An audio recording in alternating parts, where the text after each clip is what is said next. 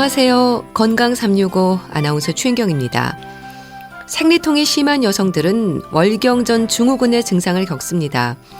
생리를 시작할 때쯤 되면 몸이 붓고 두통으로 힘들고 잠도 안 오고 예민해지기도 하고 여러 가지 증상을 경험하는데요. 생리 주기를 전후로 반복되는 일임에도 치료가 필요하다는 생각을 하는 분들은 많지 않습니다. 월경전 증후군, 여성 건강에 있어서 잘 살펴야 하는 부분이라고 하는데요. 어떤 의미인지 알아보겠습니다.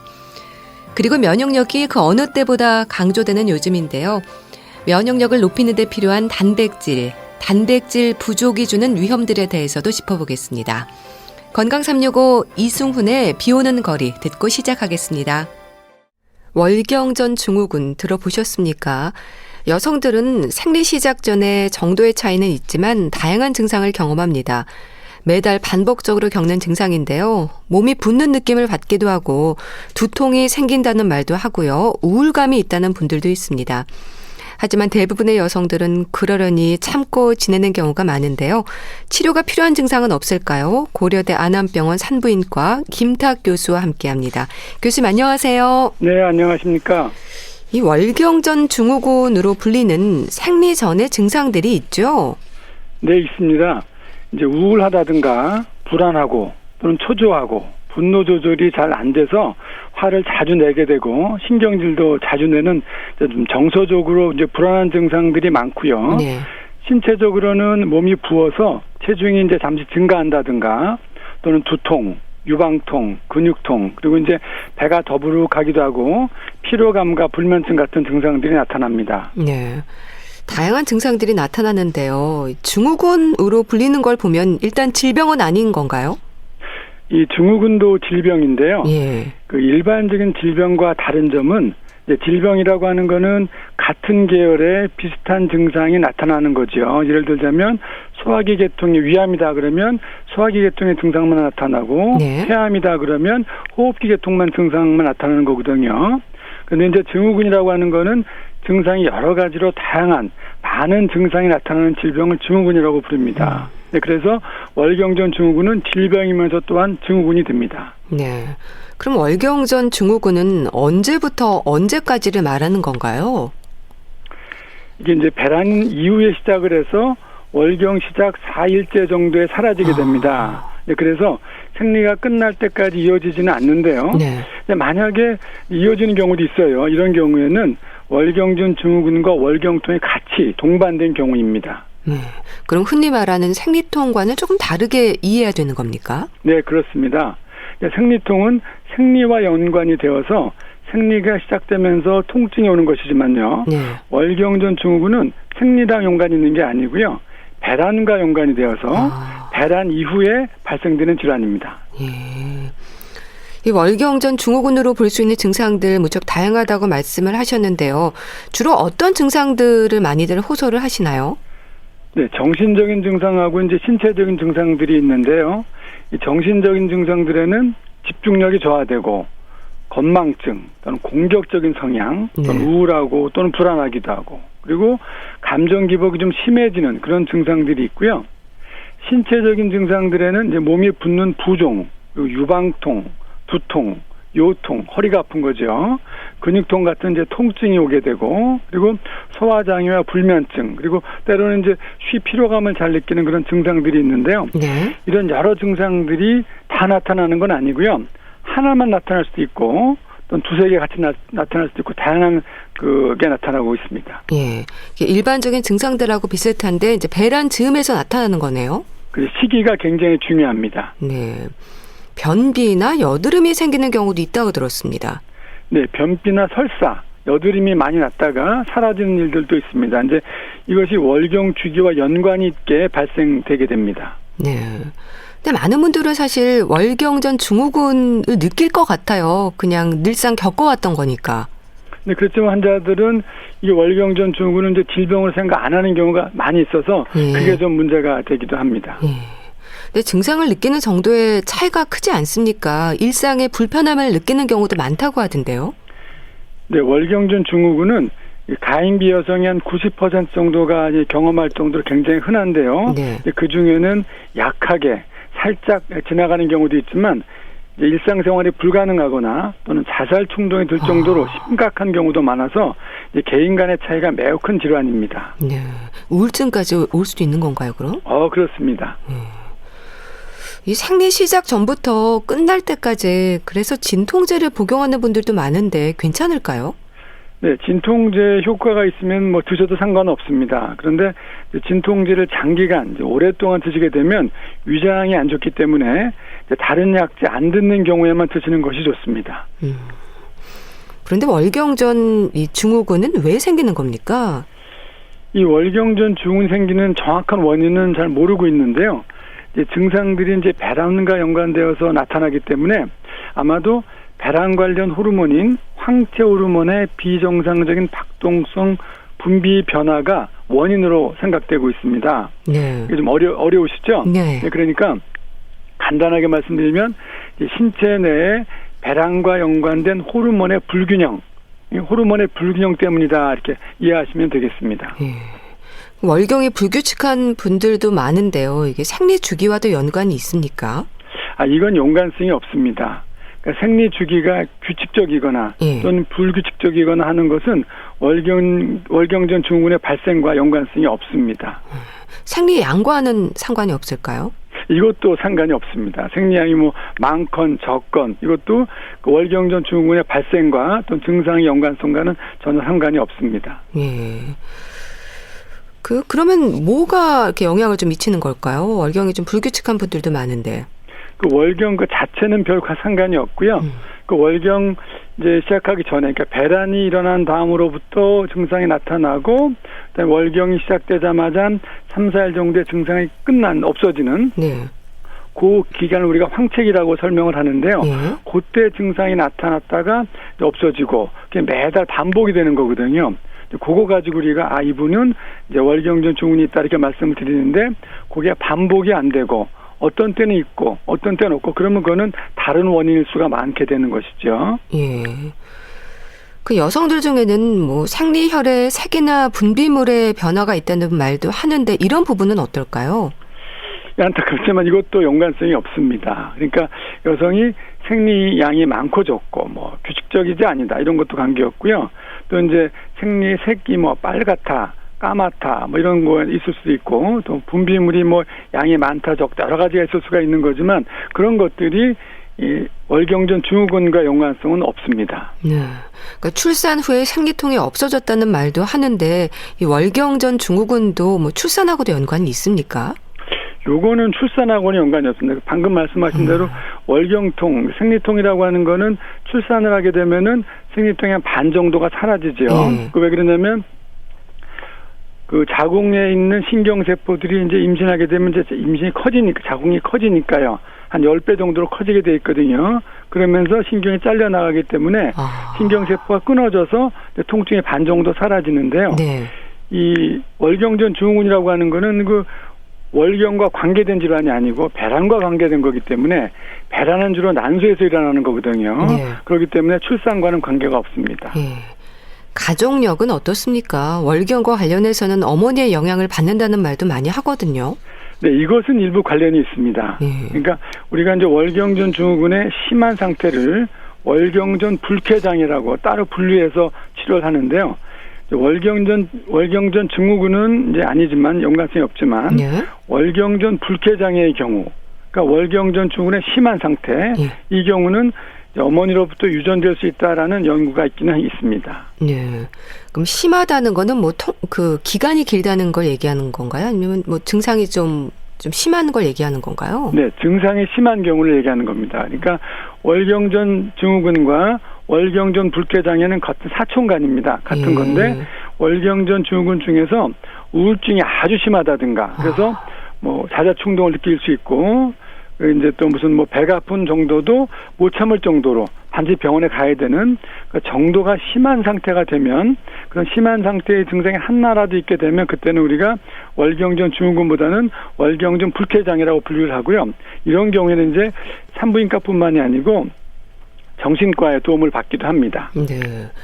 근데 이런 우울감이 심할 때 이게 월경전 증후군이라고 생각하기는 쉽지 않을 것 같아요. 어찌 보면.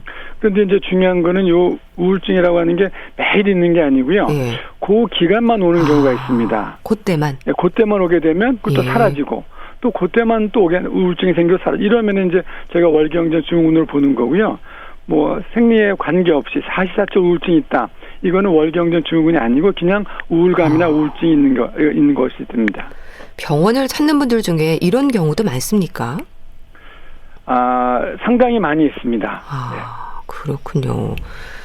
증상이 유난히 심한 분들이 병원을 찾았을 때 이제 확인하는 부분들이 있을 것 같은데요. 뭐 문진부터 검사까지 여러 가지 방법들이 있겠죠? 그렇죠. 이제 증상이 다양하기 때문에 어떤 특정 증상 유무 가지고 진단을 내리지는 않고요. 네. 증상이 나타나는 시기, 제가 여러 번 강조했지만 언제 나타나느냐, 그리고 언제 사라지느냐, 그리고 이게 매달 반복적으로 나타나느냐, 이런 반복적으로 월경과 확실히 연관이 있을 때 이제 진단을 내리게 됩니다. 월경전 증후군은 이제 혈액 검사 같은 검사실 검사로는 이제 진단하진 않고요. 네. 반드시 월경과 관련이 있는 주기적으로 나타나는 그런 반복적인 증상으로 이제 진단을 내리는데요. 검사를 하는 경우도 있어요. 네. 검사는 다른 질환과의 감별 진단을 위해서 혈액을 통한 이제 호르몬 검사를 실시하기도 합니다. 예. 근데 병원을 찾을 정도면 아주 심한 상태인 분들도 많을 것 같은데요. 일단 문진이 참 중요하겠어요. 본인의 불편감 같은 것도요. 그것이 이제 가장 중요한데요. 사실은 환자분들께서 이제 월경전 증후군으로 오시는 경우는 그렇게 많지 않고요. 예. 혹시 다른데 병이 있지 않나 알고 오시는 분들이 계세요. 이런 증상들로. 네. 그럼 저희가 이제 문진을 해보면, 이제 얘기를 들어보면, 요게 매달 주기적으로 반복되는구나라는 걸 알게 되면, 예. 그러면 이제 우리가 월경전 증후군이라고 진단을 내리게 되고요. 그런 게 아니고 계속 있다. 그러면 이제 다른 질환을 이제 생각하게 되는 것이죠. 예. 그러면 월경전 증후군에 대한 검사 중에 다른 질환이 발견되거나 하는 일도 있습니까? 뭐 자궁 내막증의 위험 신호일 수도 있다는 말도 있던데요. 네, 맞습니다. 이 자궁 내막증이나 또는 다낭성 난소 증후군 또는 갑상선이나 부신 질환 또는 유주분비 호르몬이 증가되는 고프로락틴 혈증 그리고 뇌하수체 기능 부전 이런 것들이 이제 월경전 증후군의 증상들과 유사하기 때문에요. 네. 감별 진단을 요하고 때로는 같이 발견되기도 합니다. 예. 증상이 비슷하다면 어떤 증상들이 비슷한 건가요? 그러니까 이제 정신적인 증상들과 신체적인 증상들 아까 말씀드렸는데요. 그런 것들이 비슷하게 나타나는 경우가 많습니다. 통증도 올 수 있는 건가요? 물론 올 수 있습니다. 예. 이 자궁 내막증은 뭐 젊은 여성들에게 아주 흔하다고 들었는데요. 그렇다면은 이 젊은 여성들이 특히 월경전 증후군이 좀 많다고 볼 수 있을까요? 일반적으로 나이 든 여성보다는 그 젊은 여성들에서 자궁 내막증이나 월경전 증후군의 빈도가 높은 걸로 되어 있습니다. 예. 이 외에 또 월경전 증후군의 증상과 혼동하기 쉬운 다른 질환들 어떤 게 있을까요? 예, 또 있습니다. 그러니까 이제 월경 전에 증상이 악화될 수 있는 내과적인 질환들이 있는데요. 예를 들자면 이제 뭐 편두통, 네. 천식 또는 발작, 또는 과민성 대장염, 당뇨병도 들어가고요. 예. 알레르기 그리고 이 자가 면역 질환들도 혼동이 될 수 있기 때문에 네. 감별 진단이 반드시 필요합니다. 예. 편두통, 천식, 뭐 대장염 이런 것들은 잘 구별하기 힘들겠어요. 네, 이런 것도 이제 두통도 오고요. 네. 호흡 곤란도 오고 또는 설사와 뭐 변비스 같은 것도 같이 오기 때문에 네. 이런 것들도 이게 월경전 증후군인지 아니면 이런 질환인지는 이제 주기적으로 반복되는지 안 되는지 그게 중요한 포인트가 되겠습니다. 네. 그러니까 배란 즈음에 이 증상들이 나타나야 한다는 거죠. 그랬다가 생리가 시작돼서 한 3, 4일 정도 지나면 이제 없어져야 되는 겁니다. 네. 근데 안 없어지고 계속 간다. 그러면은 이런 질환들의 가능성이 많은 거고요. 없어졌다. 그리고 다음 달에 보니까 또 생겼다가 또 없어진다. 이렇게 이제 반복되게 되면 이거는 월경전 증후군이구나 이렇게 우리가 판단을 하고 있습니다. 네. 아주 흔하다고 말씀하셨는데 어찌 보면 전신 증상이라고도 볼 수 있겠네요. 그렇습니다. 전신 증상이기 때문에요. 그래서 특히 이제 환자분들이 이 월경전 증후군에 대한 개념이 많지 않으셔서요. 네. 이렇게 이제 이런 증상이 있을 때 본인이 내가 월경전 증후군 있구나라고 생각하는 게 아니고 다른 질환이 있지 않나 이게 오시는 경우가 많이 있습니다. 저희가 진단해 보면 이제 월경전 증후군인 경우도 많고 이게 아까도 말씀드렸지만 전체 여성의 한 90%, 80% 이상 이런 증상을 갖고 있기 때문에요.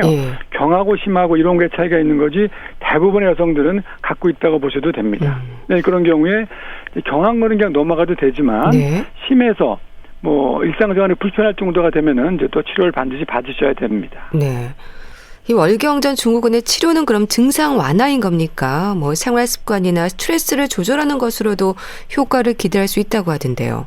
그러니까 일반적으로는 가장 중요한 거는 이제 그 스트레스 같은 걸 줄이고 생활 패턴을 바꿔보는 게 가장 좋은 걸로 되어 있습니다. 그러니까 그 모든 그 월경전 증후군의 치료 원칙은요.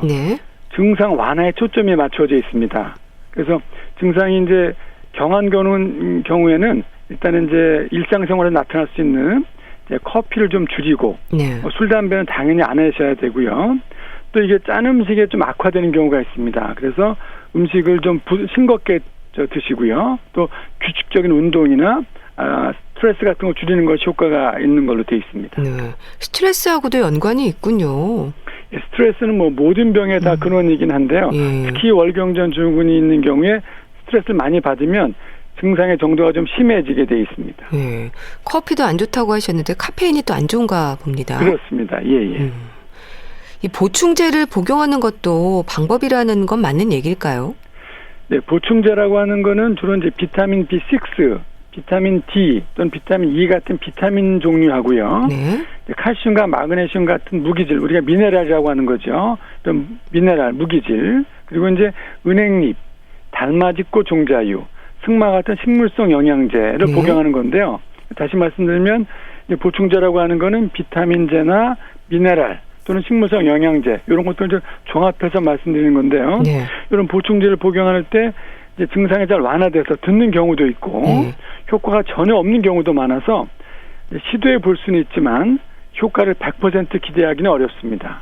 그래서 드셔보시고 효과가 있으면 뭐 계속 드셔도 되지만 한 달에서 한 석 달 정도 드셔보셨는데 효과가 없다 그러면 그분은 그 보충제에 효과가 없다라고 봐야 됩니다.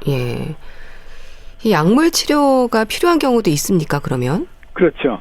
증상이 심하거나 보충제 또는 이제 그 생활 습관의 교정만으로는 이제 해결이 안 되는 경우가 있어요. 그런 경우에는 약물 치료를 하게 돼 있는데요.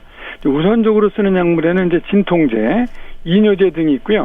증상이 있는 기간에만 주로 투여합니다. 그러니까 우리가 생리를 하게 되면은 이제 생리 보통 주기 28일이라고 했을 때요. 배란되고 난 다음에 다음 생리가 나올 때까지가 한 14일 정도 기간이 있거든요. 그걸 우리가 이제 황책이라고 말씀드리는데 요 기간 동안에 그러니까 생리 기간 중에서 전반기 14일이 아니고 후반기 14일 증상이 있을 때 주로 요때 약물 치료를 하고 있습니다. 향정신성 약물이나 배란 억제제도 처방이 된다고 들었는데 이런 경우는 어떤 경우에 처방이 되는 겁니까? 이제 우선적으로 쓰는 약물인 이제 진통제라든가 이뇨제 효과가 없는 경우에 그런 경우에 쓰는 약들이거든요. 그런 경우에 항우울제 같은 항정신성 약물을 쓰기도 하고요. 또 이제 피임제나 한 달에 한 번 주사 맞는 그 GnRH 작용제 같은 결국 이게 배란이 돼서 나오는 증상들이기 때문에 배란을 억제하면 치료가 되는 거거든요. 그래서 이런 피임제라든가 이런 GnRH 작용제 같은 배란 억제제를 사용하기도 합니다. 배란 억제제는 뭐 배란 주기를 좀 늦추는 건가요? 그 배란을 늦추는 건 아니고요. 배란을 못하게 하는 겁니다. 그러니까 이제 이 월경전 증후군이 난다고 하는 거는 배란이 되면서 나타나는 호르몬이 분비가 돼서 그 호르몬 때문에 나타난다고 저희가 일단은 생각을 하고 있는데요. 배란을 억제해버리면 그 호르몬 분비가 안 되거든요. 그게 이제 우리가 프로제스테론이라는 호르몬이라고 하는 건데 그것이 많이 분비가 되고 불규칙적으로 막 분비가 돼서 이런 증상이 나타나는 거기 때문에 이제 배란을 억제해버리면 그게 나타나지 않기 때문에 억제제를 쓰고 있습니다. 근데 배란 억제제는 이제 배란을 못하게 막는 건데 괜찮습니까? 전혀 관계 없습니다. 여성들이 뭐 피임을 원할 때 배란 억제제를 쓰는 거거든요. 그런 게 똑같은 기전이기 때문에 쓰는 건데 아까 제가 처음에 말씀드릴 때 진통제나 이뇨제 같은 경우에는 그 증상이 있는 생리주기 후반기 14일 동안만 쓴다고 되어 있는데 이제 항우울제라든가 이런 배란 억제제 이런 것들은 한 달 내내 사용을 해야 됩니다. 부작용은 따로 없을까요? 뭐 호르몬제이기 때문에 100% 없다는 말씀은 못 드리지만요. 네. 요새는 굉장히 저용량이 많이 나와 있기 때문에 큰 부작용은 없는 걸로 되어 있습니다. 네. 이렇게 말씀을 들으면서 참 가족들의 이해도 좀 필요하겠다 싶은데요. 이렇게 생리 기간마다 증상을 보이기 때문에 유난하다는 말을 한다거나 할 때 좀 상처가 될 수도 있을 것 같습니다. 네, 맞습니다. 그래서 보통은 이제 어머님이 많이 데리고 오는 경우가 많거든요. 예. 평상시엔 전혀 문제가 없다가 예. 한 달에 일정 기간만 되면 굉장히 얘가 짜증내고 우울해하고 밥맛도 없어하고 네. 막 이러기 때문에 이게 무슨 큰 병이 있나 이렇게 모시고 오시는 경우가 왕왕 있습니다. 예.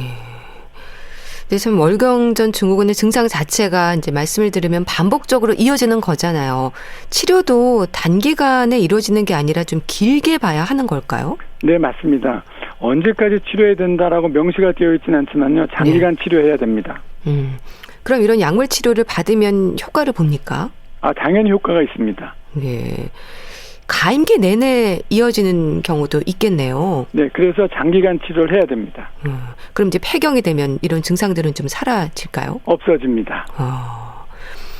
근데 월경전 증후군을 심하게 느끼면서도 대부분의 여성들이 겪는 일이라는 생각을 우리가 하게 되는데 그래서 치료에 소극적인 분들이 많을 것 같습니다. 어떨까요? 증상이 심할 때는 치료를 받아야 하는 이유를 좀 설명해 주시면 좋을 것 같아요. 네, 월경전 증후군은 대다수 여성들이 겪고 있는 아주 흔한 질병인데요. 그냥 여성이니까 겪어야만 하는 당연한 현상이라고 여기고 질병을 생각하지 않는 그런 여성들이 많은데요. 네. 아닙니다. 이것도 질환, 이게 병입니다. 그래서 일상생활에 이제 어려움이 있을 수 있고 심할 경우 이제 자살 충동까지 느낄 수 있다고 말씀드렸는데 증상이 심하다면 반드시 전문가의 도움을 받으셔야 합니다. 네. 이 월경전 증후군이 심할 때 혹시 우려되는 건강상의 위험이라고 한다면 어떤 게 있을까요? 그러니까 이제 이런 것 때문에 식욕도 많이 떨어져서 체중도 많이 줄게 되고요. 네. 그리고 모든 일에 그러니까 모든 일을 집중할 수가 없기 때문에 직장 생활도 못하게 되고 심지어는 학교에 공부도 잘 못하게 될 수가 있습니다. 네. 모든 만사가 귀찮아지는 거지요. 그럼 월경전 증후군의 증상 완화나 예방을 위한 조언이랄까요? 좀 짚어주시면 좋겠는데요. 네, 이제 일반적으로 칼슘과 마그네슘을 좀 많이 섭취하시고요. 네. 충분한 휴식을 취하시면서 스트레스를 조절하고 규칙적으로 운동을 하시는 것이 좋고요. 네. 이제 불안과 예민의 정도가 높다면은 이제 알코올과 카페인을 좀 멀리 하셔야 되고요. 이런 것들은 이제 꼭 월경전 증후군뿐만이 아니고 다른 모든 질환 예방에도 도움이 되기 때문에 매일 습관처럼 하시는 것이 바람직합니다. 네. 항상 배에 좀 뜨거운 수건을 올려두는 경우도 있는데 이런 것들도 도움이 될까요? 아직 그거는 의학적으로 검증이 되진 않았는데요. 네. 만약에 본인이 이제 배에 뜨거운 거를 캤을 때 좋아졌으면 뭐 그렇게 하셔도 관계없고요. 뭐 했는데 효과가 없으면 뭐 굳이 할 필요는 없는 거죠. 네. 자, 그럼 이런 증상이 있다면 월경전 증후군을 좀 의심해 볼 필요가 있다. 증상에 대해 조금 더 한 번 더 짚어주신다면요. 그러니까 이제 평상시에 이제 전혀 문제가 없다가 네. 생리 중간 정도 시점에서부터 어떤 증상들이 막 나타났는데 그것이 생리가 시작되자마자 3, 4일 지나면 바로 또 없어져 버리더라. 네. 깜짝 놀라게요. 본인도 이런 것들이 계속 반복이 되면 네. 증상이 나타났다가 전혀 문제가 없다가 또 나타났다가 없어졌다 이렇게 하게 되면은 꼭 병원에 오셔서 내가 월경전 증후군이 있지 않나 검사를 받아보시면 좋겠습니다. 네, 뭐 두통이라든지 설사라든지 아니면 우울감이라든지 이런 것들을 말씀하시는 거죠? 그렇죠. 그런 게 이제 아무리 이제 본인이 견딜만 해서 그냥 견디겠다 이렇게 생각하시는 것보다도 네. 어쩌다 한번 오는 건 관계없지만 그러니까 불규칙하게 오는 건 관계없지만 규칙적으로 매달 반복적으로 이렇게 나타날 경우에는 이게 월경전 증후군일 가능성이 굉장히 많거든요. 네. 그러면 그걸 참고 견디게 되면 삶의 질이 많이 떨어지니까 꼭 오셔서 치료 받아보시면 치료 아주 간단하니까 쉽게 정복될 수가 있는 질환입니다. 네, 알겠습니다. 자, 오늘은 월경전 증후군에 대해서 알아봤는데요. 고려대 안암병원 산부인과 김탁 교수와 함께했습니다. 말씀 감사합니다. 감사합니다. KBS 라디오 건강365 함께하고 계신데요. 최진희의 우린 너무 쉽게 헤어졌어요. 듣고 다시 오겠습니다.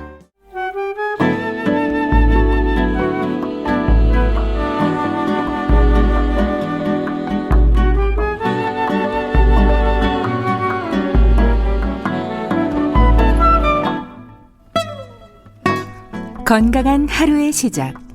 KBS 라디오 건강 365 최윤경 아나운서의 진행입니다. 면역력에 대한 관심이 높습니다. 그리고 면역력을 얘기할 때 늘 강조되는 영양소가 단백질이죠. 단백질이 부족하면 감염 질환에도 취약하다는 말을 하는데요. 단백질 섭취 잘하고 계신가요? 분당 재생병원 영양내과 백현욱 교수와 함께합니다. 안녕하세요. 네, 안녕하십니까. 네, 교수님. 단백질 결핍은 감염 질환의 위험을 높인다는 말을 합니다. 그렇습니까? 단백질의 역할을 한번 생각해 보면요. 우선은 인체 구성 성분이고요. 그리고 체내에서 각종 화학 반응이 일어나는 활성 성분의 그런 구성 성분이 되거든요. 네. 따라서 단백질이 부족하면은 이런 것들이 모자라게 돼서 전신적 증상이 오게 되는데요. 그 중에서도 면역 체계가 손상이 되면 당연히 감염의 위험성이 올라가고 또 일단 걸렸을 때 그러니까 그 중증도가 증가하게 되죠. 특히 노인이 부족할 때는 감기라도 걸렸을 때 그대로 중증 상태인 폐렴 등으로 이완돼서 네. 사망률이 올라가니까 상당히 신경을 써야 되겠습니다. 네. 콰시오커라는 결핍증도 있다고 들었습니다. 이게 어떤 건가요? 예, 영양 부족 혹은 영양 실조 증상 중에서 주로 단백질이 부족해서 생기는 증상을 의미합니다. 소위 말해서 왜 개발도상국에서 많이 발생하게 되는데요. 그 이유는 고기나 생선 등의 섭취가 가능하지 않은, 즉 없어서 못 먹는 환경 때문이 되겠죠. 네. 그래서 그 결과로 체중은 당연히 감소할 거고요. 붓기도 할 거고 또 혈압도 떨어지고 빈혈이 생기기도 하고요. 피부나 색소 변화, 병에 대한 저항력 감소 등이 나타나고 또 소아는 성장 지연, 그러니까 잘 자라지를 않는 것, 이런 것들을 우리가 볼 수가 있습니다. 그렇다면 단백질이 부족할 때 나타나는 위험 어떤 게 있을까요? 단백질이 부족하면 우선은 그 몸의 구성 성분 중에서 왜 피 속에 돌아다니는 알부민이 부족하게 되죠. 그럼 우선 온몸이 붓습니다. 네. 그리고 단백질이 많이 부족하면 지방간이 오히려 동반이 될 수가 있고요. 그다음에 구성 성분인 피부나 머리카락, 손톱 등이 성분이 모자라니까요. 잘 부서지기도 하고 머리가 빠지고 색상 변화 등이 동반될 수 있죠. 그리고 제일 중요한 거는 사실은 근육량이 손실되겠죠. 네. 그래서 근감소증이 동반되고요. 뼈도 약해집니다. 그래서 쉽게 골절이 생길 수가 있고요. 어린이가 단백질이 부족하면 성장이 잘 안 되겠죠. 그리고 면역 체계가 손상되면 감염 질환에 잘 걸리고 중증으로 넘어가기가 매우 쉽습니다. 네. 이 면역력이 저하된다는 건 어떤 상태를 말하는 걸까요? 면역력은 결국 외부의 스트레스에 대한 방어력을 얘기하잖아요. 이것이 저하된 상태이기 때문에 네. 크게 어떤 증상이 있느냐라고 한다면 좀 흔히 우리가 뚜렷하진 않지만 이런 게 있으면 면역력 저하된 게 아닐까라고 하는 증상들을 말씀을 드린다면 네. 우선 첫 번째는 위장 간의 면역력이 저하가 되기 때문에 장내 유해균이 많아집니다. 그래서 염증도 잘 생기고 외부 세균이나 바이러스 제거 능력이 떨어지기 때문에 소위 말하는 장누수 증후군이 생기거든요. 그래서 쉽게 설사하는 증상이 동반되기도 하고 잔신 증상이 나오기도 합니다. 그다음에 이제 여기저기 염증이 잘 생기는데 이를테면 입 주변에 생기는 헐페스 구내염 같은 거 있죠. 또 여성의 질염 아니면 피부 염증 같은 것도 자주 생길 수 있고요. 그다음에 감기 한번 걸리면 잘 낫지도 않고 아주 쉽게 걸리고 네. 그리고 그다음에 또 하나는 우리 왜 면역 떨어졌을 때 요즘에 좀 백신도 많이 맞고 유명한 병 있죠. 대상포진. 매우 아픈 병. 네. 대상포진은 결국 어렸을 때 우리가 몸에 들어온 수도 바이러스가 잠복해 있다가 면역력이 떨어졌을 때 병으로 나타나는 거거든요. 그래서 이런 것들이 발병하기 쉽다는 것들을 볼 때 우리가 면역력이 떨어져 있는 게 아닐까라고 짐작을 할 수가 있습니다. 그렇다면 단백질과 면역력 어느 정도나 영향이 있는지 궁금해하는 분들이 많습니다. 코로나19 시대를 사는 지금 이 면역력에 대해서는 조금 민감할 수밖에 없거든요. 그럼요. 작년 1년 동안 얼마나 고생했고 아직도 고생하고 있나요? 네. 단백질이 몸의 구성 성분을 이루고 있기 때문에 질 좋은 단백질이 충분하지 않으면 면역세포를 만들어내는 흉선이나 비장이나 임파선 자체도 기능이 저하되고 외부에서 균이나 바이러스가 침투해도 면역 반응 당연히 제대로 일어나질 않겠죠. 그래서 임파구도 숫자도 모자라고 잘 반응하지도 않고 네. 또 외부 물질을 청소해내는 면역세포도 기능이 뚝 떨어져서 잘 일을 안 하는 겁니다. 그리고 장세포가 약화가 되니까 장 면역력이 저하되니 장내 독소와 세균이 혈류로 직접 들어가서 만성 염증을 유발하고 여러 가지 질환으로 이어지는 그런 결과를 얻게 되죠. 예. 이 단백질 결핍이 주는 감염 질환의 위험이라면 주로 어떤 질환들을 말하는 걸까요? 말씀드렸듯이 장 면역 저하, 장 누수 증후군, 장내 유해균 증가가 있기 때문에 설사나 복통 등의 위장 증상뿐 아니라 전신적인 여러 가지 만성 염증이 생길 수 있습니다. 그러니까 즉 장내 독소 유해균이 혈류를 돌다가 폐렴이나 췌장염이나 담낭염이나 신우염 등을 일으킬 수도 있고 네. 어디든지 중증 문제를 일으킬 수가 있고요. 그다음에 잦은 감기, 헐페스 염증, 대상포진, 피부염 같은 것 이런 것들은 다 생길 수 있는 그런 결과가 되겠죠. 단백질이 부족하면 실제로 면역 세포의 수가 감소하는 겁니까? 네. 그 면역 세포를 만들어내는 흉선이나 비장이나 편도, 장점막 등이 퇴화되니까 이곳에서 만들어내는 숫자도 감소하고 네. 기능도 저하되게 되죠. 그 암 예방을 위해서 채식만 고집하는 분들도 있습니다. 근데 또 양질의 단백질이 암 예방에도 필요한 부분이지 않을까 싶어요. 정확합니다. 단백질은 인체 구성 요소라고 말씀드렸어요. 그리고 또 모든 생체 반응 통제의 필수인 영양소고요. 근데 이 단백질은 20개의 아미노산으로 되어 있습니다. 네. 근데 그중에서 9개는 인체 내에서 만들지 못하고요. 반드시 외부에서 공급을 해줘야 돼요. 즉 먹어야 한다는 얘기죠. 이런 걸 필수 아미노산이라고 합니다. 근데 이런 필수 아미노산을 모두 함유하고 있는 식품을 섭취해야 인체가 유지가 되는데 이런 것들이 바로 육류나 닭이나 달걀, 생선 이런 것들이 완전 단백질이라고 불리고 여기에 속하는 게 되겠죠. 네. 그리고 또 하나 더 한다면 비타민 중에서도 B12는 육류에만 함유되어 있지 식물성이 없거든요. 따라서 채식만 하면 이것 역시 문제가 생기기 때문에 이런 질 좋은 양질의 단백질은 암 예방이건 건강 유지에 필수라고 할 수 있습니다. 네. 실제로 고기는 잘 안 드시고 채소만 고집하시는 분들도 많으시죠? 그럼요.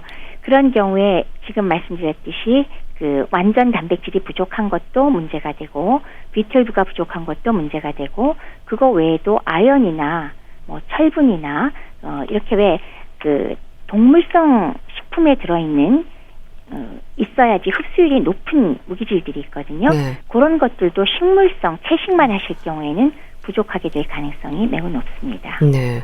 그럼 양질의 단백질이라고 한다면 어떤 음식들이 있을까요? 소고기만 의미하는 건 아닐 텐데요. 그렇죠. 그러니까 육류에는 물론 소고기도 들어가고요. 거기에 돼지고기도 들어가고 그 외에 닭고기도 들어갈 것이고 계란도 있고 생선도 그렇고 전부 다 양질의 단백질에 속합니다.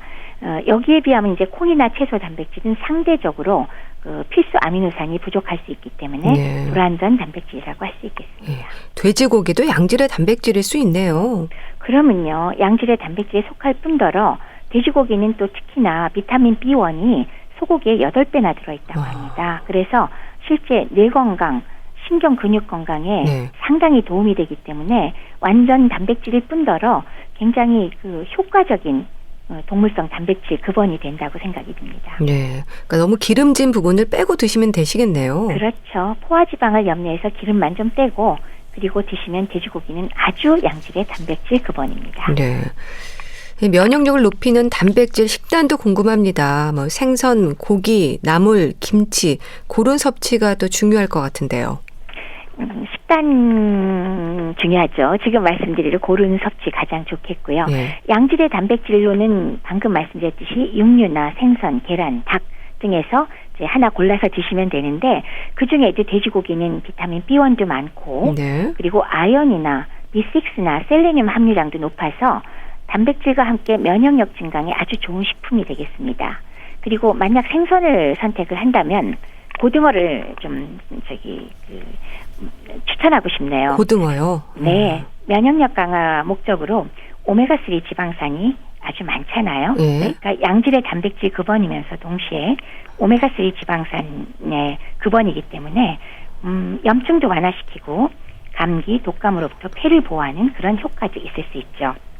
또 만약에 밥의 경우라면은 흰쌀밥보다는 현미를 제가 추천하고 싶고요. 예. 현미에는 옥타코사놀이나 베타글루칸 그리고 비타민 B군 감마, 오리자놀 등이 풍부해서 역시 이것 역시 면역력을 돕는 식단이 될 것이고, 그리고 향신료로서는 우리가 뭐 워낙 많이 사용하니까 마늘의 알리신 성분이 예. 면역력 증강 성분으로 아주 유명합니다. 그리고 마지막으로 채소류로는 말씀 주신 김치, 나물 등을 곁들이면은 발효식품으로서도 유익균을 제공하고, 그리고 풍부한 항산화제 성분이 있으니까 면역력 식탁에 매우 어울릴 것 같습니다. 네. 근데 나이에 따른 단백질 섭취량도 있지 않습니까? 기준을 생각하면 끼니마다 단백질이 함유된 반찬을 한두 가지는 섭취해야 하는 거 아닐까 싶기도 한데요. 네, 맞습니다. 정상 성인은 체중 킬로그램당 보통 0.8g 정도면 뭐 충분하다고 보고요. 노인은 단백질 부족이 흔해서 조금 많이 한 킬로그램당 1.2g 정도를 권하고 있죠. 예. 특히나 노인들은 그 여러 가지 뭐 식성이라든지 냄새가 난다든지 식욕이 떨어지는 이유 등으로 거의 고기도 안 먹고 그냥 맨밥에 김치만 드실 때 많잖아요. 네. 그렇기 때문에 특히나 노인들에게는 끼니 때마다 고기나 생선, 계란, 닭, 또 그게 아니더라도 두부 제품과 같은 그런 식물성 단백질이라도 그중에 아주 조금이라도 몇 끼니 드시는 것을 권하고 있습니다. 네. 실제 노인들의 경우에는 이 단백질 섭취가 부족한 경우가 많다고 들었습니다. 그렇습니까? 네, 노인의 경우는 우리나라 국민건강영양조사 결과를 봐도 섭취량이 부족한 거 알 수 있고요. 또 영양지표를 검사해 봐도 그 결과가 역시 단백질 부족 영양불량의 빈도가 노인들한테 매우 높습니다. 그러니까 그 이유는 나이가 드시면 왜 식욕 저하가 동반될 때가 많으니까 단백질은 고사하고 열량 자체 섭취가 부족해질 경우가 매우 많습니다. 네. 따라서 굉장히 적극적으로 관심을 두고 단백질 섭취가 가능하도록 도와드려야 한다고 하겠습니다. 네. 아무래도 면역력이 약한 노인들은 신경을 써야 할 텐데요. 근데 고기의 지방도 걱정이긴 하거든요. 조리법을 좀 달리하면 되는 걸까요? 그렇죠. 일단 육류를 드신다 그러면 우선 그 자체 포화지방 섭취도 우려가 되지만 네. 조리 방법도 사실 상당히 중요하죠. 예를 든다면 튀김 음식이 있다. 그러면은 사실은 튀김 기름 자체가 또 기름으로 열량이 올라가기도 하고, 또 튀김 기름을 여러 번 사용하면 불포화 지방이 포화되기도 하면서 동시에 트랜스 지방이 생기죠. 그러면 이것들은 역시나 그 동맥경화나 질환들을 유발할 가능성이 높아지고, 네. 기름 자체 열량은 비만을 유발할 수가 있잖아요. 그리고 또 기름에 튀겨놓으면 소화가 되지 않을 수도 있으니까 이런 조리 방법들을 상당히 신경을 쓰셔야 되겠습니다. 네. 소화를 위해서도 굽거나 튀기는 것보다는 삶는 게 또 낫겠네요. 맞습니다. 그 장수 노인들의 경우 실제 상당 사례가 삶은 돼지고기를 즐겨 드시는 분이 상당히 많습니다. 네. 삶은 돼지고기 드시는 거 참 여러 가지 면에서 효과적이죠. 아까 말씀드렸듯이 삶기 때문에 오히려 기름기는 빠져버리고요. 그리고 비타민 B1도 많고 완전 단백질이고 영양이라든지 소화 측면에서 상당히 이상적인 방법인 것 같아요. 네. 근데 단백질을 섭취한다고 해서 사실 단백질만 먹을 수는 없는 거잖아요. 함께 섭취하면 면역력이 좀 올라가는 식품들이 있을까요? 다양한 비타민과 미네랄이 면역력 증강에 도움이 되겠죠. 그래서 뭐 예를 들면 이제 에이즈 환자의 경우 검사를 해보면요, 이 면역력 약한 환자잖아요. 근데 그런 경우에 비타민 A나 B12나 비타민 C 그리고 비타민 E나 엽산들이 매우 부족한 걸 볼 수 있거든요. 그러니까 비타민 A의 경우는 피부와 점막을 강화해서 바이러스 침입을 막아주는 역할을 하고요. 비타민 C는 다양한 면역 강화 효과하고 함께 결체 조직의 구성 요소인 콜라겐을 형성해서 염증 전파를 막습니다. 네. 그러므로 우리가 이런 것들이 많이 들어있는 신선한 채소나 과일을 많이 드시라. 그러면 우리가 바이러스 감염을 막을 수 있거나 줄일 수 있다라고 항상 얘기하는 게 아닐까 싶습니다. 네. 그러니까 채소에 함유된 비타민의 항산화 영양소가 도움이 되는 거네요. 그렇죠. 지금 말씀드린 비타민만이 아니고 또 채소에는 다양한 식물성 파이토케미컬들이 아주 풍부하잖아요. 네. 그것 때문에 면역력도 향상이 되고 또 암 예방에도 도움이 되는 것은 잘 알려져 있습니다. 네. 그럼 채소는 많이 먹을수록 좋은 건가요?